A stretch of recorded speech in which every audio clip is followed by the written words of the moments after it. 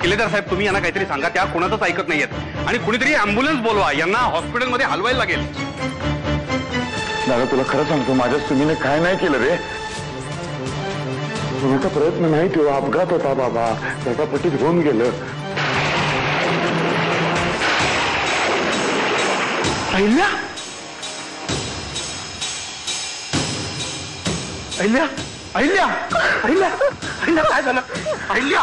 Mrs किल्लेदार, हे बघा, तुम्ही एखादा घरात स्वच्छ टॉवेल असेल किंवा कपडा असेल तर तो त्वरित घेऊन या आणि त्यांच्या जखमीवर दाबून धरा प्लीज. अहिल्या, वामण्या, वामण्या, वामण्या, सुमीने खरंच काय नाही केलं रे. हा मिसेस किल्लेदार, तो टॉवेल त्यांच्या जखमीवर दाबून धरा. किमान अँब्युलन्स येईपर्यंत तरी रक्तस्राव थांबला पाहिजे. साहेब, झाला प्रकार मला कमिशनर साहेबांना सांगायला लागला.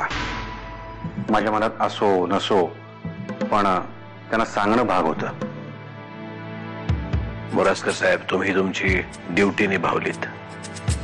आता काय घडलं ते सांगता का?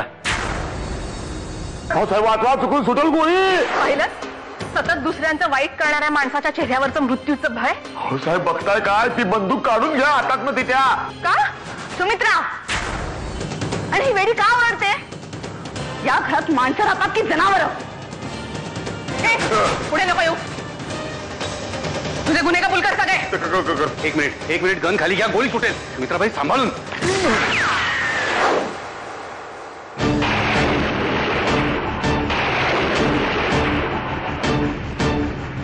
नशीब आपल्या सगळ्यांचं की गोळी फक्त चाटून गेली.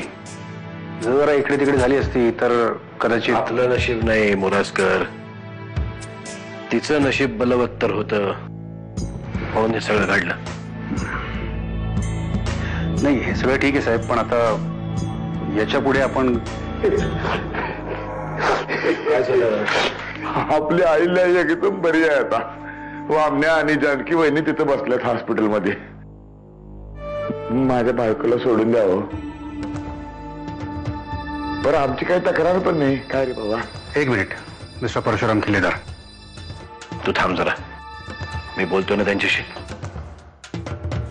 मोरासकर साहेब, तुम्ही काळजी करू नका.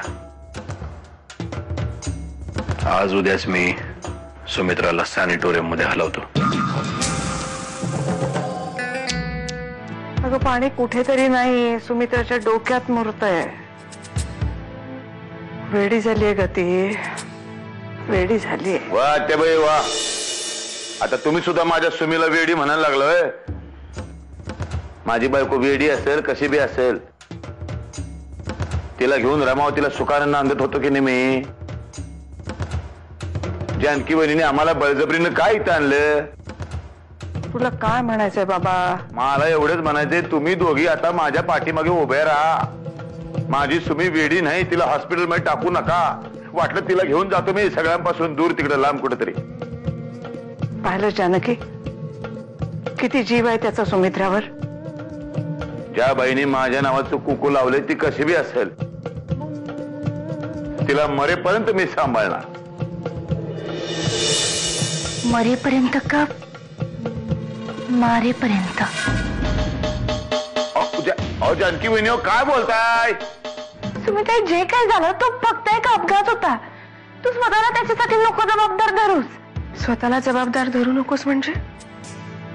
मी गोळी मारली ना, ती गोळी त्यांच्या खांद्याला चाटून गेली हे त्यांचं नशीब. पण आज माझ्यामुळे नाहक जीव गेला असता. आणि याची शिक्षा एकच आहे, मला फासावर द्या. असं काय बोलतीये? कोर्टात जायची काहीच गरज नाहीये. इथे घरातच पंख्याला एक दोर लावा, मी स्वतःहून लटकायला तयार आहे. ते काय बोलतीये सुहाग?